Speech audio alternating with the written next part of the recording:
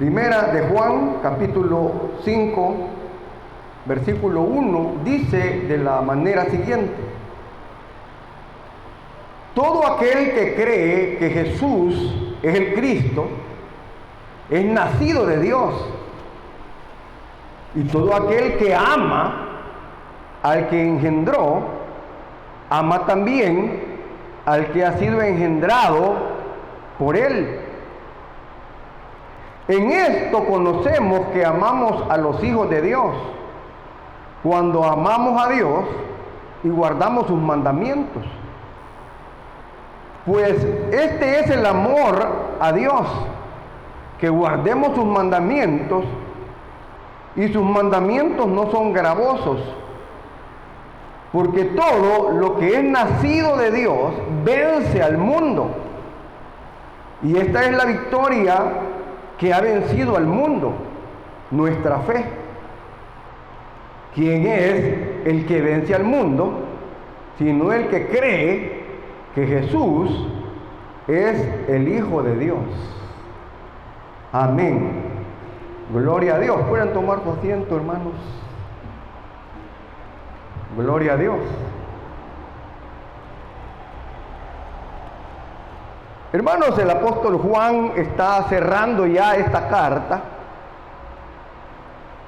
y finaliza, hermanos, este último capítulo recordando, hermanos, los grandes temas que ha enseñado en esta carta.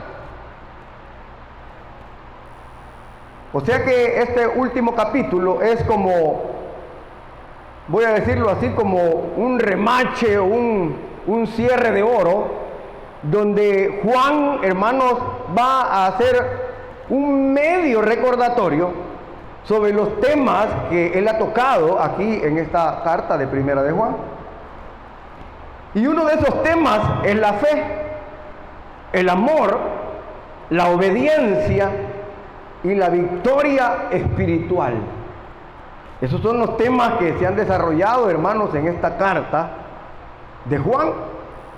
Pero también, hermanos, recuerde que explicamos en un comienzo que las cartas tenían un propósito, y el propósito aquí de Juan era, hermanos, proteger a los cristianos, a los creyentes de su época, de los falsos maestros, de las herejías que se habían levantado en esa época.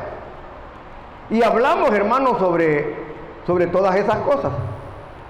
Y estos falsos maestros, hermanos, negaban que Jesucristo, o sea, que Jesús fuera divino.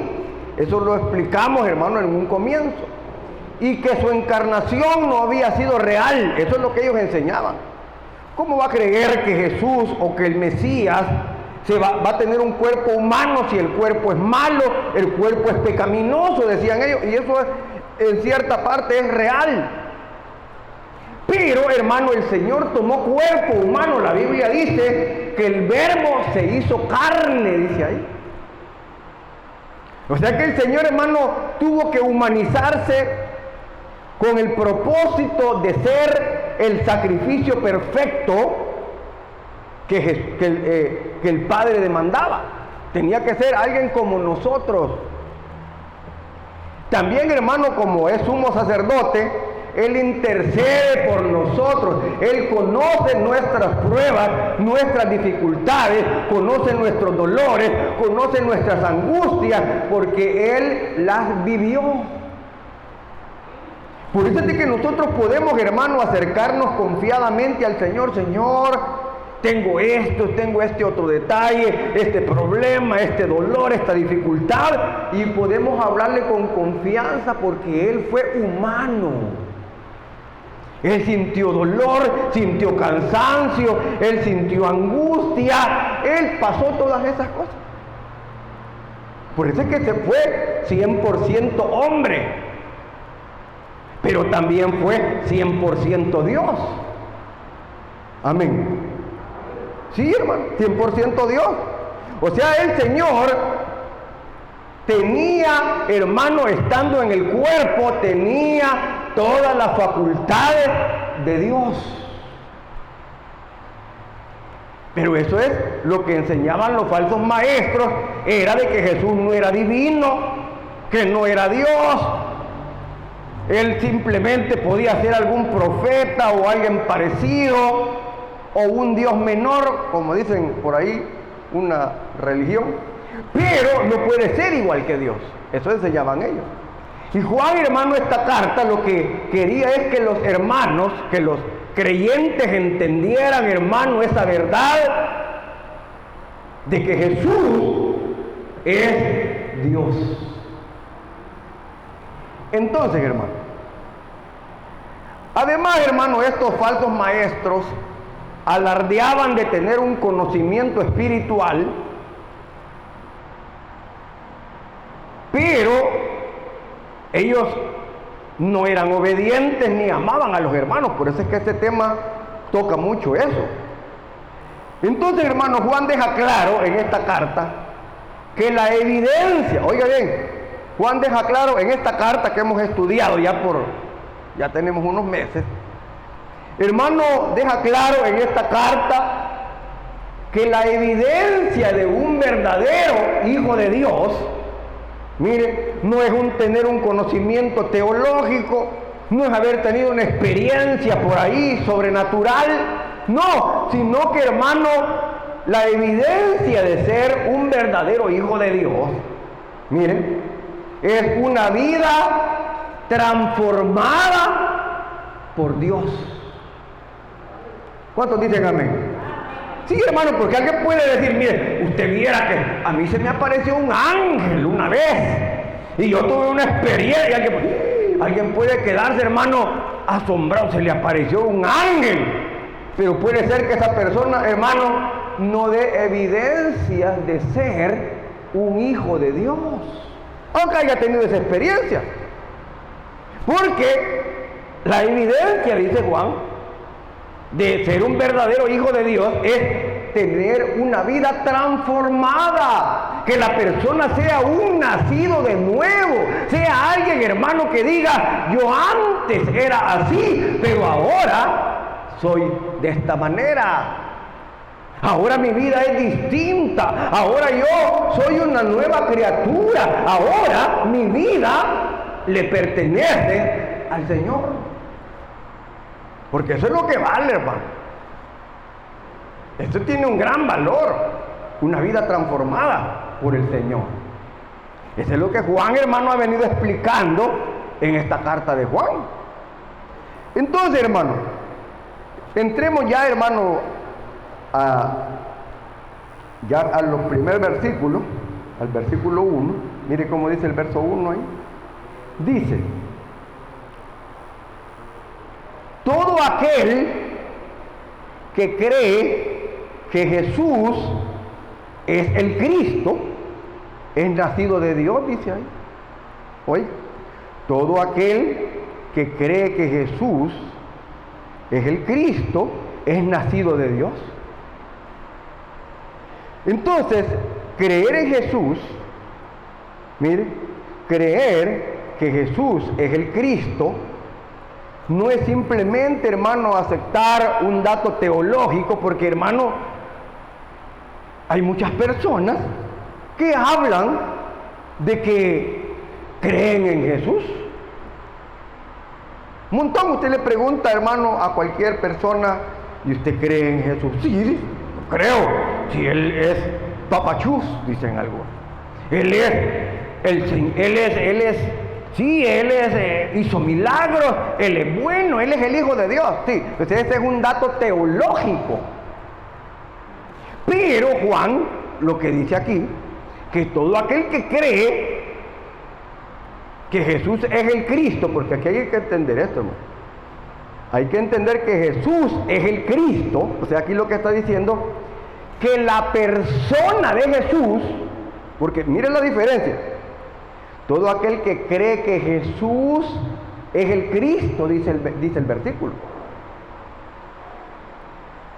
Entonces hay que entender que aquí cuando habla de Jesús, habla de la persona de Jesús como humano. Ese es Jesús, el hombre, que era un hombre, pero era Dios también. Pero ahí dice Juan, todo aquel que cree que Jesús es el Cristo. ¿El qué está diciendo ahí? Que el que cree que ese hombre, que Jesús que nació allá en Belén, ese Jesús es el Mesías. O sea, es el ungido de Jehová, es el Señor, ese es el ungido de Jehová. No simplemente lo reconoce, hermano, como un Jesús que nació, porque hay, hermano, hay una línea teológica que habla del Jesús histórico. O sea, esa línea teológica se basa en conocer a Jesús como humano, como persona, como ser humano que nació una vez en la tierra y que hablaba arameo, un lenguaje, hermano, ¿qué le pudiera decir? Dialecto del arameo, porque no era un arameo puro. Y hablan, hermano, de cómo era él, cómo se crió, cómo fue su ambiente. De eso se trata esa teología, hablar de Jesús como ser humano.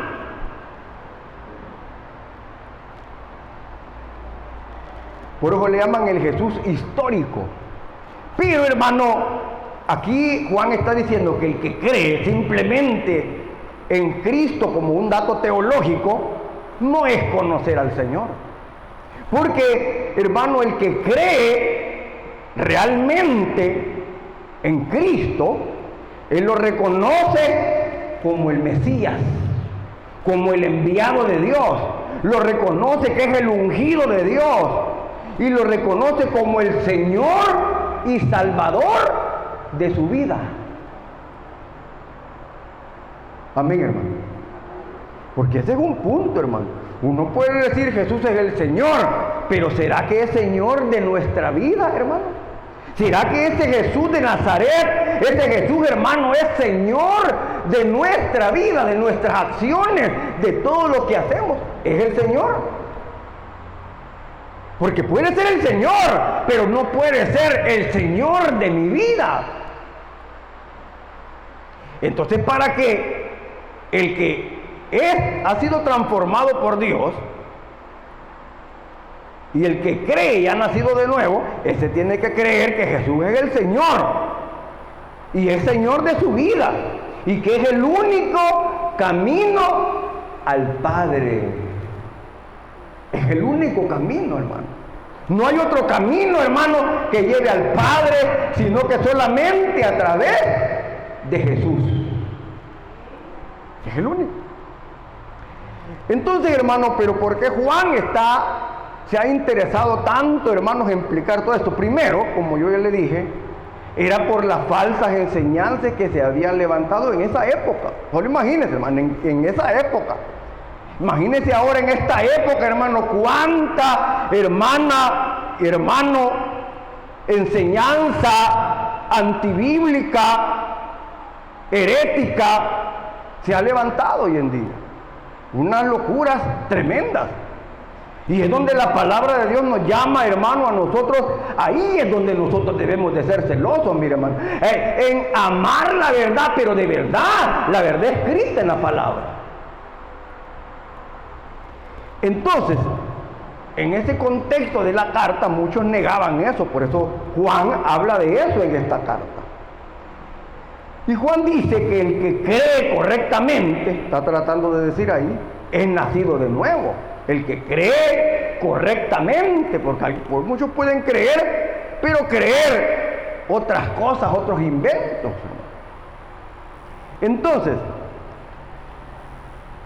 la fe verdadera produce amor a Dios y amor por los hermanos. ¿Cuántos dicen amén? Mire, hermano, la fe verdadera produce amor por Dios, está bien, pero también produce amor por los hermanos. Mire lo que dice Juan ahí. Estamos en el versículo 1, ya leímos la primera parte. Hoy sigamos en la misma línea del versículo 1. Y dice, y todo aquel que ama al que lo engendró, ama también al que ha sido engendrado por él. Veamos esta parte.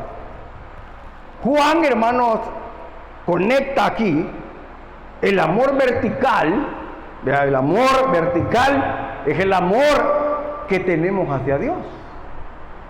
Ese podríamos decir, hermano, que toda la gente dice, ay, yo amo a Dios. Está bien. Pero ese amor vertical no podemos separarlo, no podemos, hermano, desvincularlo, voy a decirlo así, del amor horizontal. Amén. O sea, amo a Dios, está bien, pero la evidencia de que tú y yo amamos a Dios es que también amamos a los hermanos, amamos al prójimo, porque si no violamos los dos primeros mandamientos más importantes de la ley de Dios. Eso es lo que Juan está diciendo aquí, que Juan ahí conecta el amor vertical con el amor horizontal. O sea, el amor a los hijos de Dios.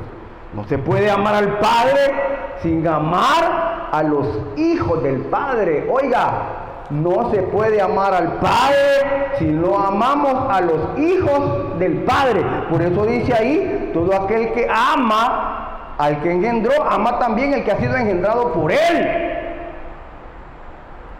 Si a mí me engendró Dios, también Él tiene otros hijos que el Señor ha engendrado. Y vengo yo y amo a los que han sido engendrados por Él.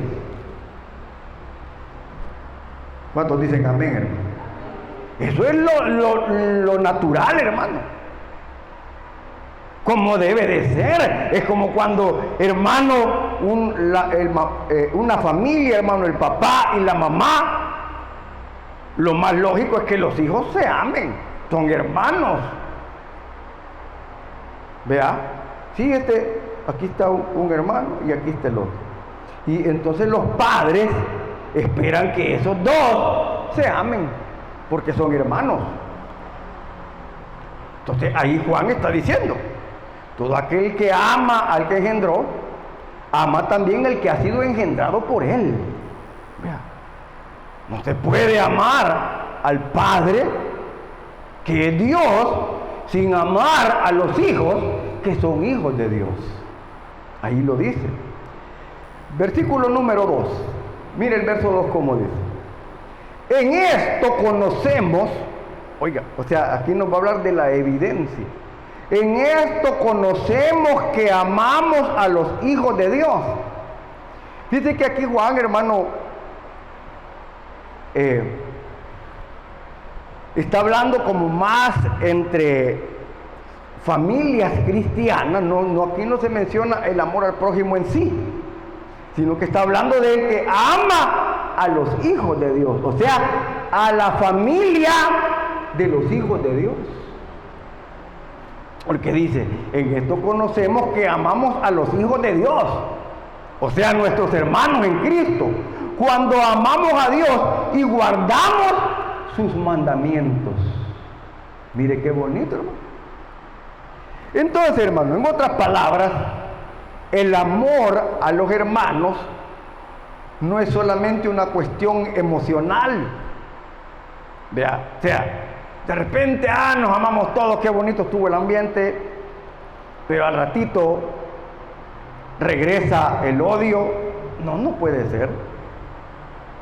Porque el amor de Dios no es un sentimiento emocional, solamente el momento de alegría y después se me va el amor y se fue para Júpiter. No. El amor se verifica en la obediencia a Dios. Ahí lo dice la palabra. Porque sus mandamientos, dice, mire, envuelven esa verdad de amar al prójimo y de amar a los hermanos en la fe. Cuando nosotros estamos en obediencia a su palabra, en nosotros no puede caber, hermano, lo que es contrario pues a la palabra de Dios. No pueden, o sea, no cabe. Es imposible. Y eso entonces caemos, hermano, como la gente del Medio Oriente, del Medio Oriente, que ellos dicen que por amor a Dios matan. ¿Sí? Es la religión musulmana. Y ellos dicen que honran a Dios. Y morir en nombre del Islam es un honor. Miren. Pero eso no es bíblico. Dice aquí porque sus mandamientos, ahí están envueltos, hermano, el amar. Verso 3. Pues este es el amor a Dios. Mire, pues este es el amor a Dios, que guardemos sus mandamientos, y sus mandamientos no son gravosos. ¿Será que son complicados guardar los mandamientos de Dios, hermano? Pregunta. ¿Será que son imposibles de guardar los mandamientos de Dios? Para el inconverso sí. No me va a creer que yo voy a hacer eso. Sí, porque no es nacido de nuevo. Pero el que ha sido nacido de nuevo, como tiene otra naturaleza, como la persona ya es una nueva criatura, como Dios lo hizo nacer de nuevo, como Dios lo transformó de un hombre perdido a una persona nueva en Dios, esa nueva naturaleza le es fácil guardar la palabra y los mandamientos de Dios, porque es nueva criatura. Está bien que no fuera, porque ahí dice, los mandamientos no son gravosos, dice, no son duros. No se puede decir amo a Dios y vivir en desobediencia. No, si usted viera cuánto amo al Señor, cuánto amo a Dios, puede decir una persona. Pero cuando vemos su vida, cuando vemos, hermanos, sus acciones, sus actitudes, su manera de hablar, su manera, hermano, de expresarse hacia los demás, sus hermanos, ¿qué es lo que usted dice? Ese dice que es cristiano, pero mire, porque ahí habla de la evidencia. El amor verdadero, que es el que está hablando aquí Juan, se expresa en una sumisión alegre a Dios. Oiga, el amor verdadero, y habla, hermanos, de ese amor que Dios nos ha dado. Nosotros ese amor nos hace ser obedientes. Mire, por lo tanto, nos hace ser sumisos. Mire, pero esa sumisión la hacemos con alegría, con gozo. ¿Cuántos se gozan de obedecer al Señor, hermano? O sea, cuando usted ama, usted lo hace con gozo, hermano. Lo hace con alegría. ¿Por qué lo hace con alegría? Porque no son gravosos, no es difícil. Porque ese amor que Dios ha puesto lo hace que sea así. Qué bonito, hermano. O sea, Dios no nos pide algo que nosotros no podamos hacer. ¿No? Él sabe que podemos, porque Él nos ha dado una naturaleza diferente a la que teníamos antes. Mire, porque sus mandamientos no son gravosos, podemos ser sumisos de una manera alegre,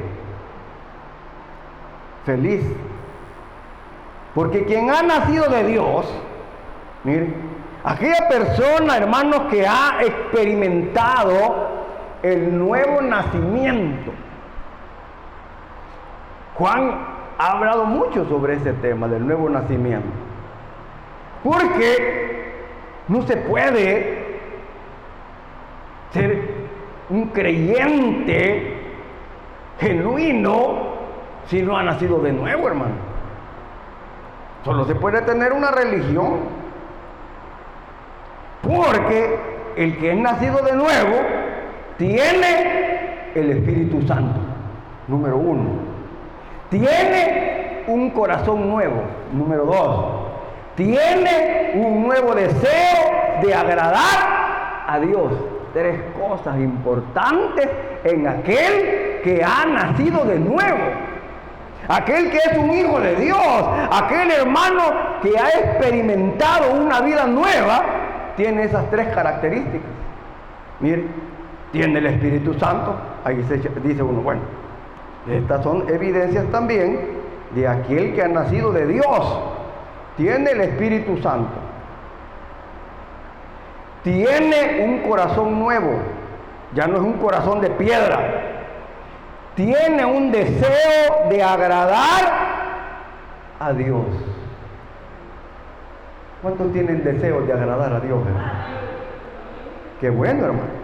Entonces, lo que antes era pesado, ahora es un deleite. Lo que antes era complicado, ahora es un deleite. ¿Pero por qué? No es por nuestra fuerza, no es por, hermano, porque nosotros somos inteligentes. No, es, hermano, las evidencias de haber nacido de nuevo y que tenemos la ayuda del Espíritu Santo en nosotros.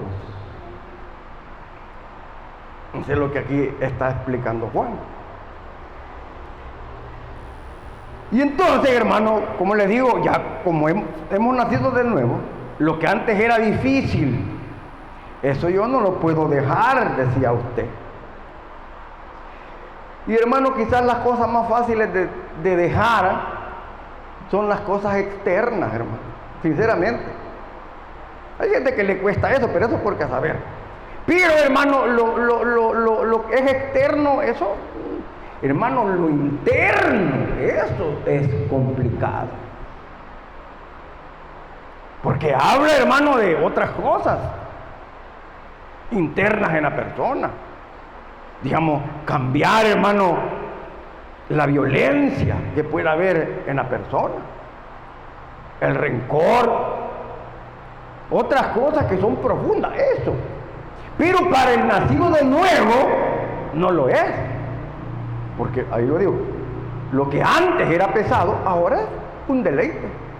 Si eso va a honrar a mi Señor, dice usted, amén, gloria a Dios. Ahí está. Verso 4. Porque todo el que es nacido de Dios, miren, vence al mundo. Verso 4. Porque todo lo que es nacido de Dios vence al mundo. Juan, hermano, aquí en esta parte voy a explicar aquí esta palabra mundo, no está hablando de la tierra. No es esa la palabra que se usa en el original para hablar del mundo. Aquí esta palabra habla del sistema de los antivalores que se mueven en el mundo. No está hablando de la tierra en sí, sino que habla, hermano, de que todo el que es nacido de Dios vence esos antivalores que van en contra de lo que le agrada a Dios. Porque usted sabe, hermano, que este mundo tiene sus antivalores. Ahí se mueve ellos. Se mueve en ese sistema, hermano, de orgullo, de vanidad, hermano, de entretenimiento. Y que para qué vas a hacer acá, vas a hacer allá. No, hombre, calmate, quédate viendo tele. O sea, todo eso son antivalores. Pero aquí dice que el nacido de nuevo vence al mundo. Vence esos valores que van en contra de Dios. Eso es lo que Juan está diciendo aquí en su palabra. Porque todo lo que es nacido de Dios vence al mundo y al sistema mundano. Y como le digo, habla de ese sistema de valores opuestos a Dios, la cultura del pecado, porque la cultura, hermano, envuelve a las personas. Hay personas que hermano, usted sabe que casarse no es un tema que a ellos les llame la atención. Ellos solamente dicen, bueno, me gusta ese y me voy, o me gusta aquella y me voy. Para ellos no existe, hermano, hablar de pecado. ¿Para qué está hablando de pecado? Le dicen. De los deseos, hermano, que esclavizan. Ahí está hablando del sistema mundano, esos deseos que esclavizan a las personas. Deseos de la carne, deseos de los ojos, la vanagloria de la vida, dice la palabra de Dios. Entonces, hermano, de ese sistema es que está hablando aquí Juan. Vean. Entonces, el mundo habla de ese sistema mundano que es opuesto a los valores del reino de Dios. Y el creyente, como nosotros, no nos movemos, hermano, en ese sistema. No nos movemos en ese sistema de valores, de antivalores, no valores, antivalores. Antes nos movíamos allí, hermano. Antes. Pero ahora nos movemos en los valores del reino de Dios. Sí, hermano.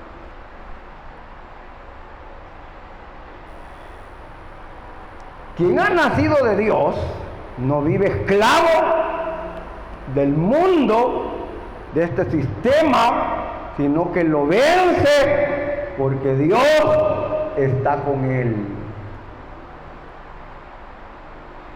Pero ¿cómo lo vence? Juan lo va a decir aquí. Mire la siguiente parte del versículo que estamos leyendo. Dice ahí siempre el versículo 4, en la parte final dice, y esta es la victoria que ha vencido al mundo, dice. Mire, ¿cómo vencemos a este mundo? Nuestra fe, dice. Pero ahí se oye, hermano, muy, ¿qué le diría? Cuando alguien lo lee así, nuestra fe, yo tengo fe. Sí, pero aquí esta fe está hablando de vivir conforme a la palabra de Dios y que hemos mencionado ahí. Esa fe que vence al mundo es aquella fe que está aliada en esa línea vertical con Dios y la línea horizontal, que amamos a Dios, amamos a los hermanos y guardamos su palabra. Esa persona, esos creyentes que viven así, son los que vencen al sistema mundano.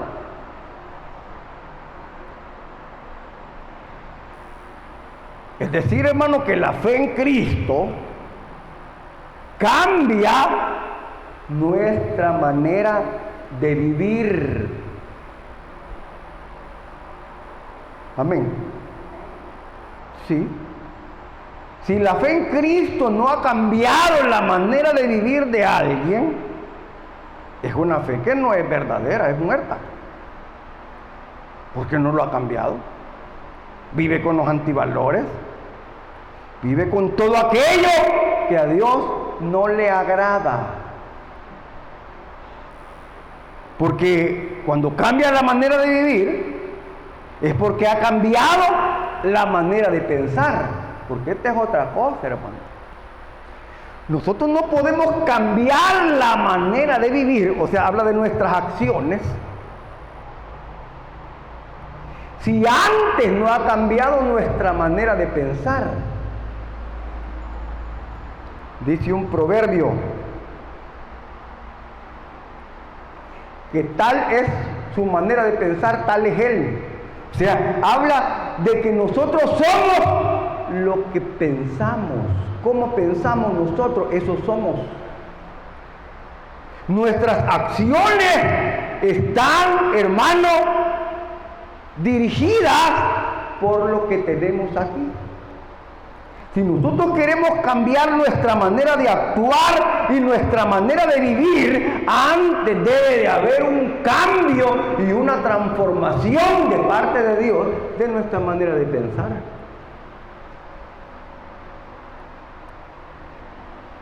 Versículo 5. Dice siempre el verso 5 aquí Juan. ¿Quién es el que vence al mundo? Oiga, aquí está en forma de pregunta. ¿Quién es el que vence al mundo? Dice. Sino el que cree que Jesús es el Hijo de Dios, dice. Juan concluye aquí este versículo, o esta parte de esta idea, diciendo que la fe correcta conduce a la vida correcta. Oiga esto, hermano. Juan aquí está diciendo al final, concluye diciendo que la fe correcta, o sea que hay una fe que es correcta, una fe que está alineada a la palabra, que está alineada a lo que Dios dice en su palabra. Esa fe correcta conduce a una vida correcta. Entonces, creer, aquí Juan dice, creer que Jesús es el Hijo de Dios. Oiga, creer de una manera correcta, como lo está diciendo aquí la palabra. Creer que Jesús es el Hijo de Dios nos libra de la mentira, rompe el poder del pecado y nos da identidad, nos fortalece para resistir las tentaciones y nos impulsa a vivir como Él vivió. Oiga, esa es una fe correcta. Una fe correcta, que es la que Juan está diciendo, oiga, tiene esas características. Vea, porque aquí siempre Juan nos ha hablado de la verdad. Que la verdad no tiene nada que ver con la mentira, nos libra de la mentira, rompe el poder del pecado, nos da identidad. ¿Qué somos ahora, hermano? ¿Qué somos ahora? ¿Cuál es nuestra identidad ahora? Que somos hijos de Dios, hermano. Esa es tu identidad. Esto es lo que ahora es usted, yo y usted. Somos hijos de Dios. Esa es nuestra identidad. Porque la gente, hermano, cuando vea a un creyente o a un cristiano, la persona que no tiene prejuicios, esa dice, ay, es un cristiano. Y que no tiene prejuicios, anda buscando las cosas buenas, dice la gente. Vea, o sea, es un hombre que ha buscado el buen camino. O sea, la gente tiene, la que no está arruinada mentalmente, pues, porque hay gente que dice, todos son del diablo. Hay gente así, no se va a negar. Pero hay gente, hermano, que dice, no, mire, buscar las cosas de Dios es bueno. Aunque ellos no lo estén buscando, dice, está en el buen camino, anda tratando de hacer las cosas bien, ojalá que lo logre y que no vaya a ser un falso. Así dice la gente. Porque saben, hermano, que la fe en Cristo, los caminos de Dios, son caminos que transforman la vida de las personas. Eso es lo que la gente cree, hermano. Y que es verdad, hermano. Entonces, terminamos, hermano, ahí esta parte que es como una sección ya de este último capítulo 5, donde termina la carta de Juan. Y hermano, la victoria del cristiano no es emocional. No, hermano. La victoria del cristiano tiene que ver con lo que cree teológicamente. ¿Por qué digo esto? Porque su victoria viene de creer exactamente lo que la palabra de Dios enseña. Pero es una victoria teológica y espiritual.